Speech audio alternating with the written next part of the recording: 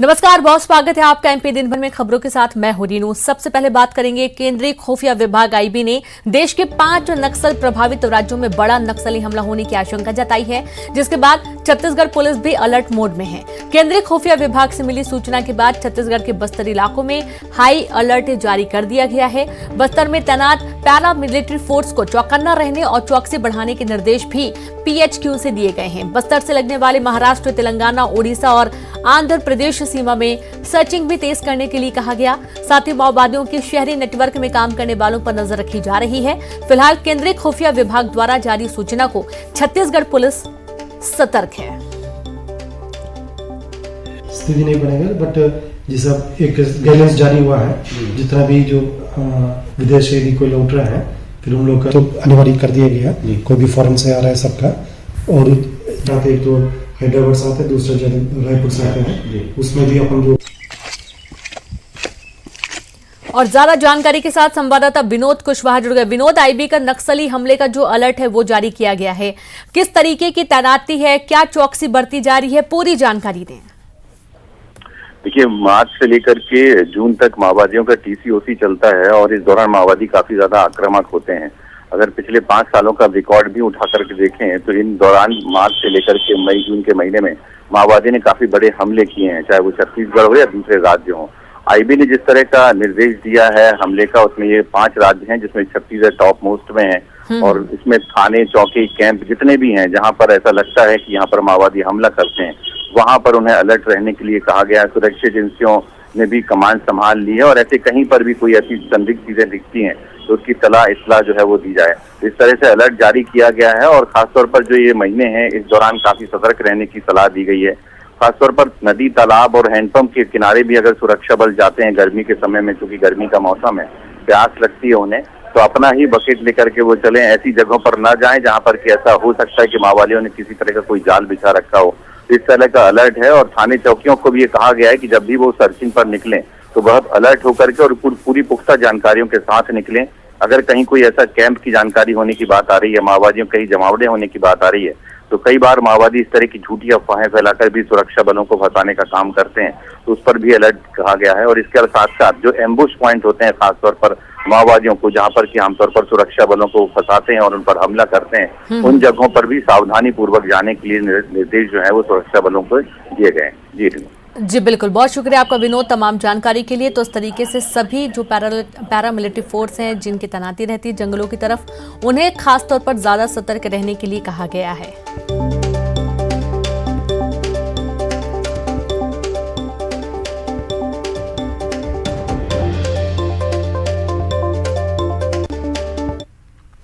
भोपाल में सीएम शिवराज सिंह चौहान ने लाडली लक्ष्मी योजना 2.0 का आगाज किया और इस योजना से प्रदेश के 43 लाख लाडलियों को फायदा होगा। एमपी में 2 मई से 11 मई तक लाडली लक्ष्मी उत्सव मनाया जा रहा है और इसी के तहत भोपाल में राज्य स्तरीय कार्यक्रम का आयोजन किया गया, जिसमें सीएम शिवराज ने लाडली पुस्तिका का विमोचन किया। साथ ही सीएम ने लाडली ई संवाद ऐप को भी लॉन्च किया।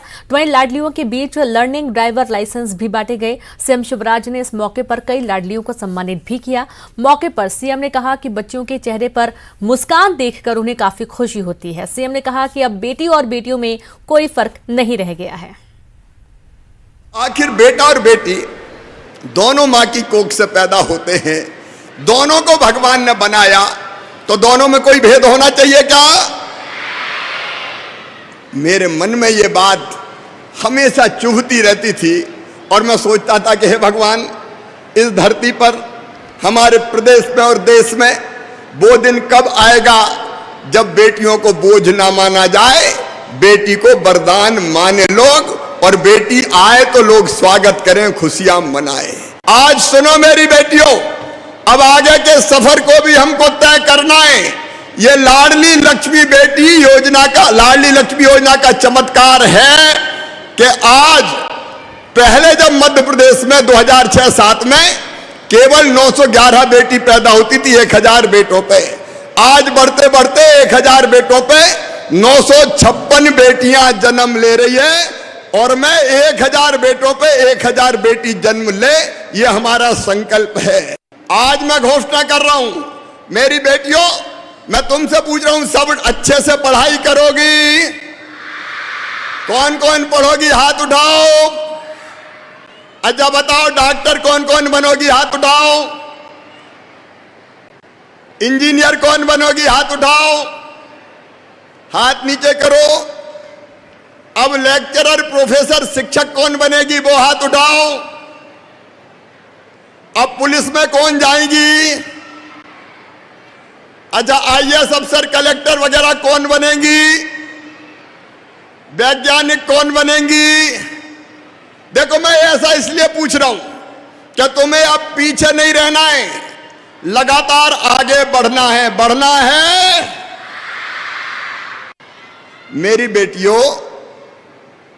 एक तो आज हम ये तय कर रहे हैं डॉक्टर बनने में प्राइवेट कॉलेज में अगर पढ़ी, मेडिकल कॉलेज में, तो 8 लाख 7 लाख रुपया हर साल फीस देनी पड़ती है। सब दे सकते हैं क्या। सब दे सकते हैं क्या।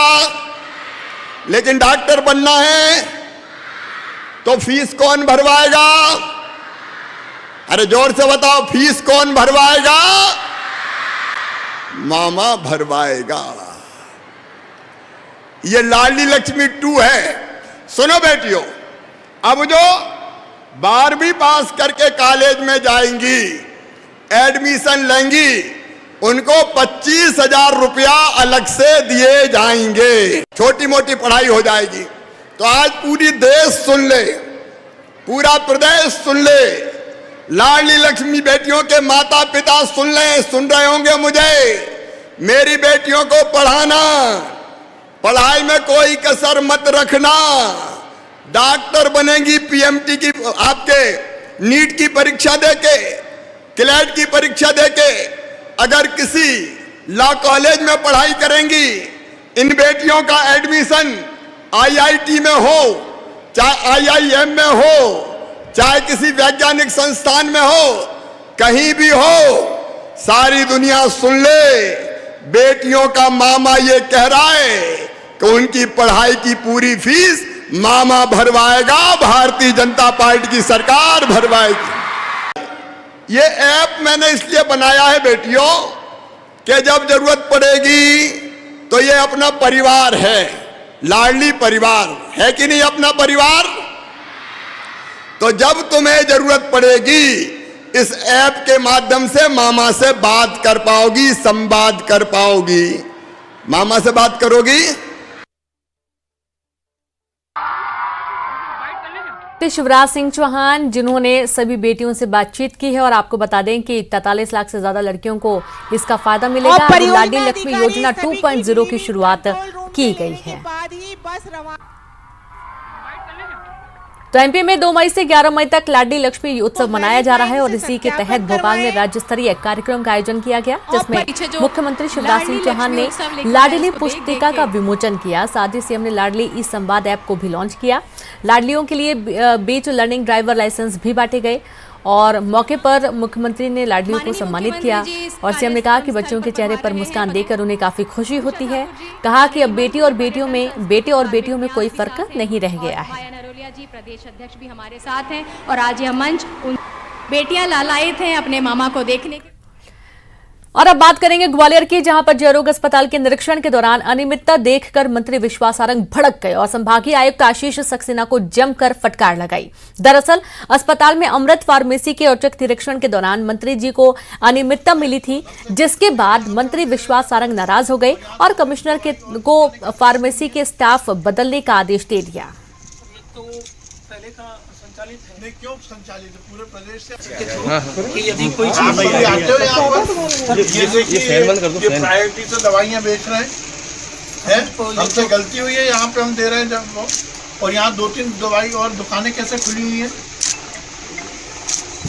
एक तो पहले का संचालित है। नहीं क्यों संचालित है पूरे प्रदेश से अलग है क्या ये कैसे संचालित है यहाँ पे। किया था कोई नहीं ऐसा नियम ही नहीं है। नहीं कैसे कार्य समिति में कुछ तो भी करेंगे क्या। नहीं क्यों कैसे दे दिया आपने। 1 लाख रुपए महीना वो दे रहा था। जब दवाइयाँ फ्री है तो कैसे सरकार से ऊपर हो गए क्या अपन लोग। नहीं सर, ये अमृत को इसलिए वो है कि ये जेनरिक पूरा डायरेक्शन है कि अरे वो ठीक है, ये तो है ही ना। आपने पूरे मध्य प्रदेश में किसी मेडिकल कॉलेज में दुकान नहीं है मेडिकल की। यहाँ पर क्यों है? कितनी दुकानें हैं? एक है सर। क्यों है?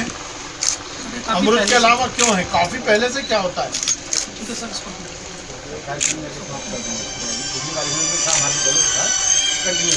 नहीं, कैसे, किसके पास है दुकान? कोई प्राइवेट वेंडर है सर। बंद करिए जी सर। टेंडर आउट किया था। और इन सबको हटाने का बोल दो। ये झूठ बोल रहा है मेरे से, बंद हटवा दो इनको सबको। हाँ, कार्डियक इम्प्लांट की भी सर इन्हीं के थ्रू होती है। अभी थोड़ी मतलब ऐसा जो बोल रहे सर नहीं, उसका छुपा रहा है, तेरा इंचार्ज बताएगा।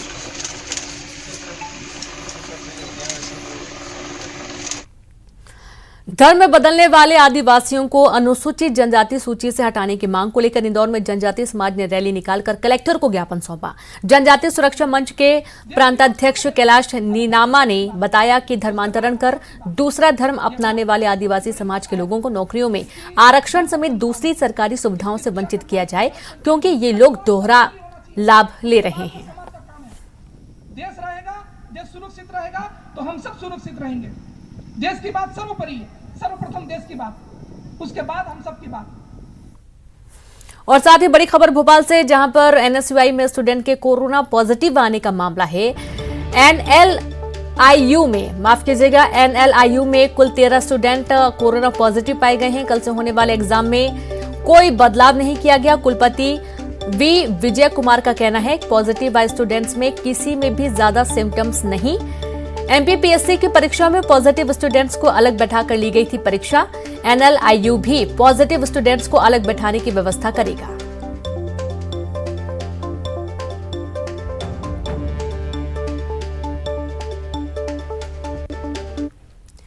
वहीं मुरैना में शादियों के सीजन में मिलावटखोर एक्टिव हो गए हैं। पुलिस और खाद्य विभाग ने दिमनी थाना इलाके के चांदपुर गांव में फैक्ट्री पर छापा मारा और यहां से बड़ी तादाद में मिलावटी मावा, दूध, केमिकल और दूसरी मिलावटी चीजें बरामद की गई हैं।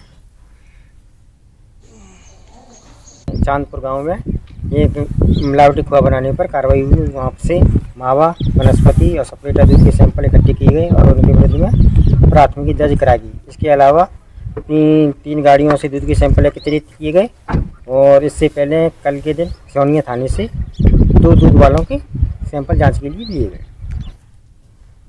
हरदा के गाडरापुर गांव के पास नहर में टिमरनी ब्लॉक किसान कांग्रेस के अध्यक्ष हेमंत पटेल का शव मिलने से सनसनी मच गई। संदिग्ध हालात में किसान कांग्रेस नेता की लाश मिलने के बाद ग्रामीणों ने पुलिस को सूचना दी। बताया जा रहा है कि हेमंत पटेल बीती रात नगर विभाग के अधिकारियों और कर्मचारियों के साथ पार्टी मनाने गए थे। पुलिस ने मामला दर्ज कर जांच शुरू कर दी है।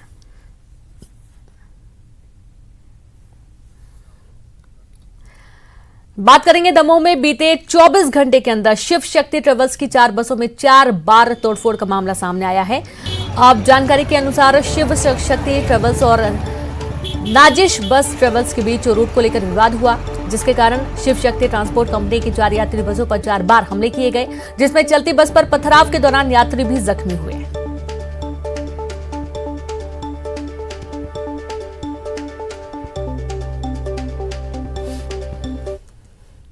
बुरहानपुर में भूमाफियाओं ने कृषि भूमि पर 100 से अधिक कॉलोनियां काट दी हैं और यहां कॉलोनाइजर्स ने लोगों को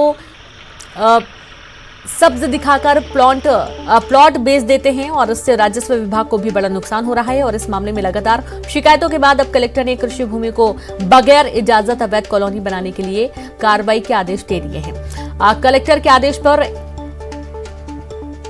अवैध कॉलोनियों में जेसीबी चलाई जाएगी।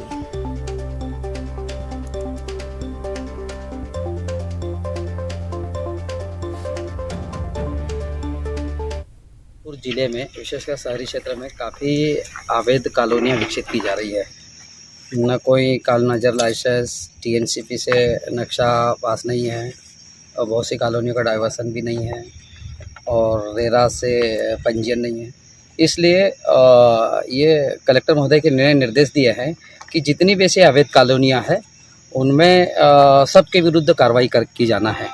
अगर अभी ये प्रथम दृष्टया आज कर रहे हैं, इनको 8-10 दिन का टाइम दिया जाएगा। अगर ये इसके बाद भी पूरी प्रक्रिया नहीं करते हैं तो इनके विरुद्ध संबंधित थाने में गुना में पुलिस ने शराब माफियाओं के खिलाफ बड़ी कार्रवाई की। पुलिस ने बड़ी मात्रा में लाहन और देसी शराब आरोपियों के ठिकानों से बरामद की। पुलिस ने बताया कि ग्रामीण अंचल पर अवैध तरीके से देसी शराब बनाकर लोगों की जान से खिलवाड़ कर रहे थे। मुखबिर की सूचना पर 4 थानों की पुलिस फोर्स और आबकारी विभाग की टीम ने चचौड़ा थाना क्षेत्र के भानपुरा गांव में दबिश दी। पुलिस ने 4 लोगों के खिलाफ मामला दर्ज कर लिया है।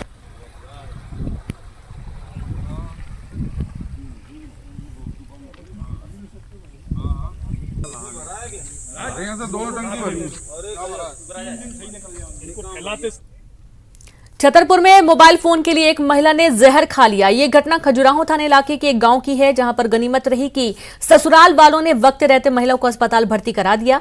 महिला की शादी को अभी 1 साल भी नहीं हुआ। महिला का कहना है कि उसका पति मोबाइल फोन नहीं देता था। उसका आरोप ये भी है कि वो मायके से मोबाइल फोन लाई थी, लेकिन उसे तोड़कर खराब कर दिया, जिसकी वजह से वो मायके में बातचीत नहीं कर पाती। महिला का कहना है कि ससुराल में सबके पास फोन है, तो मेरे पास क्यों नहीं। महिला ने कहा कि अगर मोबाइल फोन नहीं मिला तो मैं ससुराल नहीं जाऊंगी।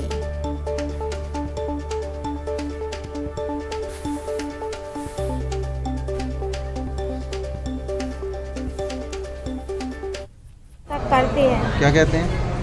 कहते हैं तुम किसी और से हो, फलाना ठिकाना, किसी और से बात करते हो, फिर भी हम करते भी नहीं हैं। कैसे पता होना कैसे करते हो? हमें खुद नहीं पता है कैसे करते। कहते हैं हमें कोई और बता रहा है। हमने इनसे पूछा भी, जैसे कोई और बता रहा है तो उस इंसान को सामने तो लाओ ना कि इनने बताया है। और फिर अपने रिश्तेदारों से कोई बात नहीं करता है। आप ही बताइए सर, मोबाइल भी चाहते हैं, क्योंकि जब ये बात नहीं करवाते तो हमको बात करने के लिए मोबाइल नहीं चाहिए। अगर मोबाइल नहीं मिला तो? मोबाइल कैसे नहीं मिलेगा सर? फिर हम किससे बात करेंगे? तब ये नहीं बात करवाएंगे, अपनी परेशानी किसको बताएंगे? जब मोबाइल नहीं देंगे तो फिर हम किसको बताएंगे अपनी परेशानी?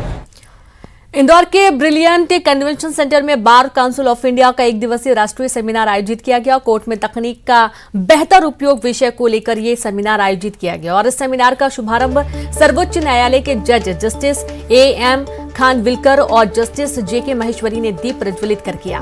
इस सेमिनार में तेलंगाना हाईकोर्ट के chief justice Satish Chandra Sharma, Kolkata high court के चीफ जस्टिस प्रकाश श्रीवास्तव, आंध्र प्रदेश हाईकोर्ट के चीफ जस्टिस प्रशांत मिश्रा और मध्य प्रदेश हाईकोर्ट के चीफ जस्टिस रवि मलिमत भी शामिल हुए। सेमिनार में इस बात पर चर्चा की गई कि न्यायालय में प्रकरणों की बढ़ती हुई संख्या को देखते हुए तकनीकी का बेहतर उपयोग किस तरह से किया जाए, जिससे लोगों को त्वरित न्याय के साथ ही साथ पेंडिंग केसों की संख्या में कमी लाई जा सके।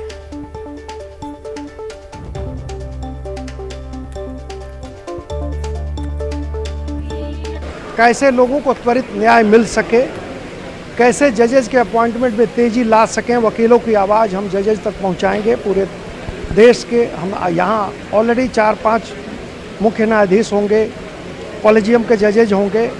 तो इस कार्यक्रम के माध्यम से हम न्याय प्रणाली में कैसे सुधार हो। पिछले 2-2.5 वर्षों से जो स्थिति देश की रही है, आप जानते हैं पैंडेमिक की वजह से लोगों को कितनी तकलीफ़ हुई, वकील हो या मुवक्किल हो, सबको तकलीफ़ हुई है। तो उस कैसे व्यवस्था को ऐसा करें कि पैंडेमिक पीरियड में भी, हालांकि हमारे सुप्रीम कोर्ट ने, हमारे हाई कोर्ट्स ने वैसी व्यवस्था की, वर्चुअल हियरिंग्स की, लेकिन हम ये चाहते हैं कि आगे भी अगर कोई ऐसी दुर्भाग्य से वैसी स्थिति आ गई तो ना वकीलों को दिक्कत हो, ना किसी मुवक्किल को दिक्कत हो और न्याय व्यवस्था हमारी सुचारू रूप से चल सके।